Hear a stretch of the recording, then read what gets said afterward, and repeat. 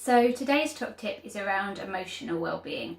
Now there's a few different tools that you might want to use to help to develop understanding of emotions, but one of the really useful ones is the 1 to 5 scale, which you may have seen before.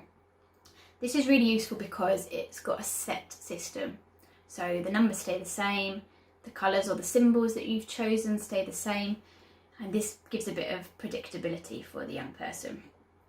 You can choose whichever symbols work for your child, so they might like to personalise this with animals or their favourite character, and you can think about the colours as well.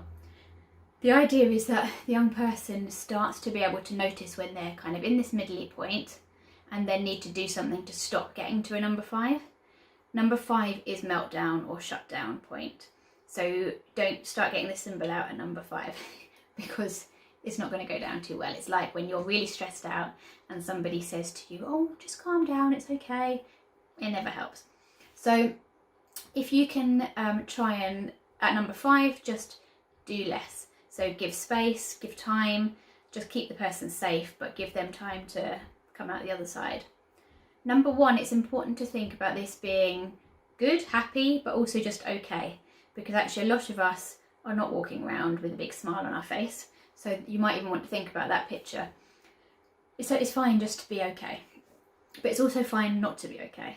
And that's where it's good if you can all label your emotions on this and model that for your child. The idea is that you might also just want to do a 1, 3 and 5, miss out the 2 and the 4, but you can add them back in later on if they want to. Those in-betweeny numbers can be quite tricky to define first of all. So you might just want to be, are you a 1? Or you're a 3, and that's when you want to get those strategies in. And then you can work with your child to think about what helps you when you're a 3 to come down to being a 1 again. So is that reading a book, running around, going on the trampoline, having a think about those things that might help.